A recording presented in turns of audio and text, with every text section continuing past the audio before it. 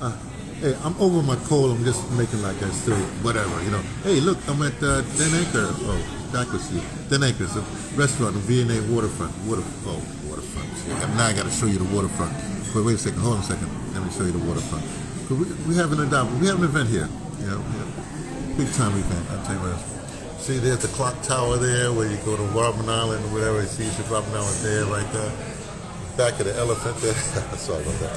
Well, look at the penguin over there. And this is that bridge. I remember I was at the waterfront when a long time ago. The bridge, it was really a swing bridge, and it wasn't like this. This is all modern. It does whatever it does. But the other one used to come up on both sides. Then it's over there. You got like that. And now I'm at this restaurant here. We're gonna have an event here. I forgot what it's called. It's called Angling for Change. Angling for Change. Okay, let me put this back here. Let me come back to you. Okay. It's Sunday, and as you may or may not know, I have a series that I do. On Mondays, it's about me, right? On Tuesdays, it's American politics. On Wednesday, it's world politics. On Thursday, it's audio drama. On Fridays, we just a week wrap up. On Sundays, well, Saturdays and Sundays is whatever, right? So I want to do a whatever today.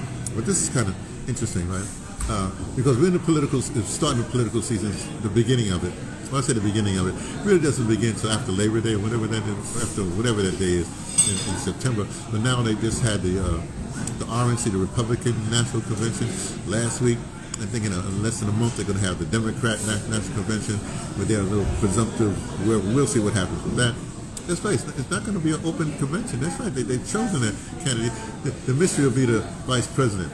We'll see who she chooses as vice president. And the Trump guy, the Donald, chose his vice president. We'll talk about that. Maybe we'll talk about that on Tuesday. Anyway, that's not what I want to talk about. I want to talk about something else. Well, actually, it's the same thing. They have some really nice napkins, or serviettes, as they could, here at Den Anchor. Really good quality. Anyway, there's this thing that I realized. I've said this before, but I used to be the production engineer for WBAI Radio in New York. I still have a title there. Well, I'm arts director emeritus for WBAI Radio in New York, the Pacifica station. But one of my things dealing with the news, I had to take news feeds down, and I noticed something when Ronald Reagan was running against Mondale. What happened was that I had to take the feed down. You know, Reagan would say something, take it down, and Mondale would say something, and then they put it together for the news. And when Reagan's feed came in, I'm watching the meters, of course, you got to watch the levels, and it was like really 12 o'clock high, you know. Ooh, this is it. I remember he had a radio background because he was a sportscaster for college, whatever he was a sportscaster for, and he's in the movie, so, you know, he sort of knows, he had that voice, that kind of thing, right?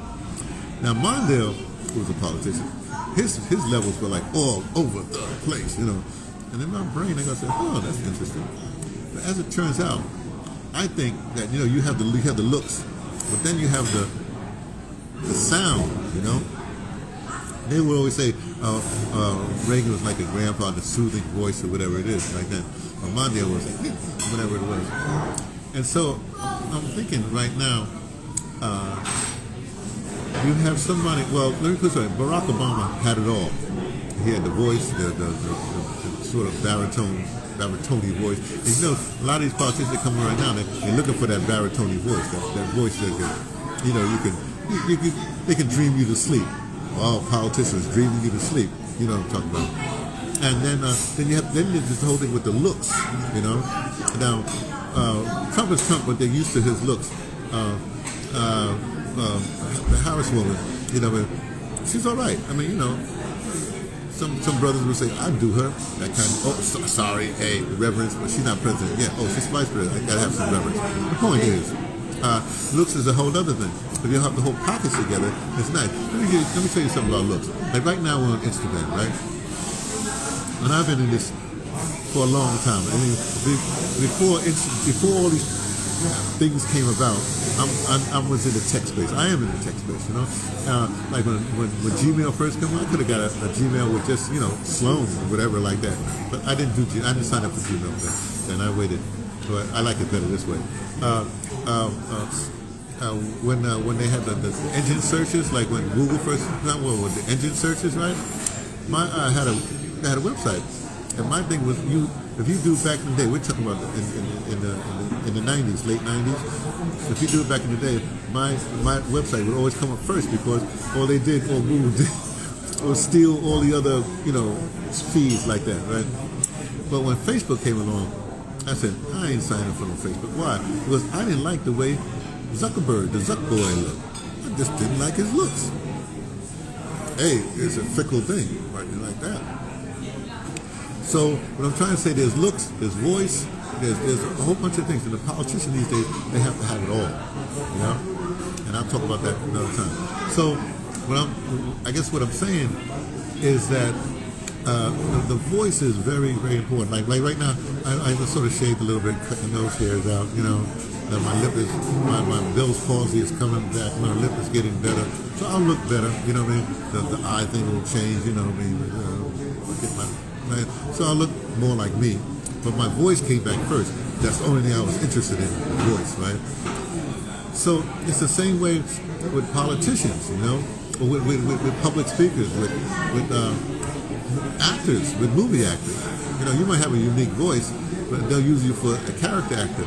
But for the white savior or the black hero, whatever you're gonna do, you got to have a certain look, a certain voice. You can't be like.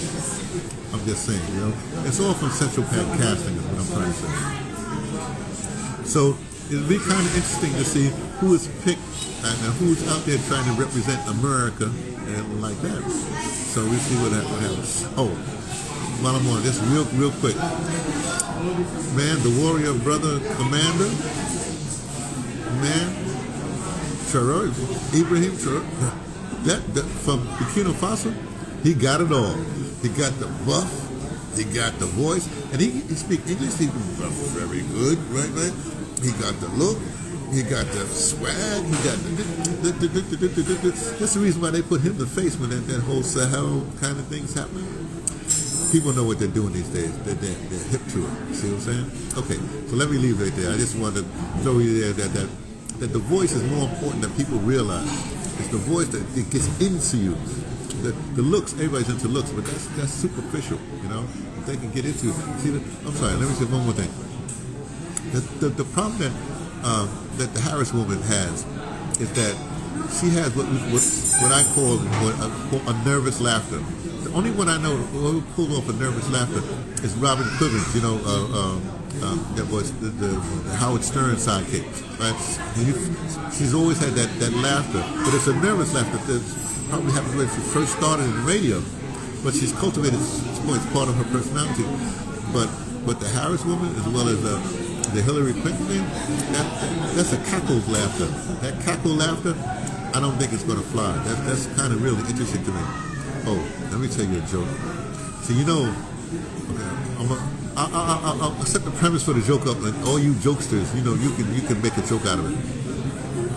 You do know we had from the 90s on to about last year, a couple of years ago, you had the Clintons ran the party, but now Obama has taken over. So Obama they just jettisoned the whole Clinton thing, and Obama's now in charge of making things, finessing things and stuff like that. Right? So there's this joke. Well, that should be said. If you want to, they can't make, for instance, Hillary Clinton vice president, because if that happened, Kamala Harris would be.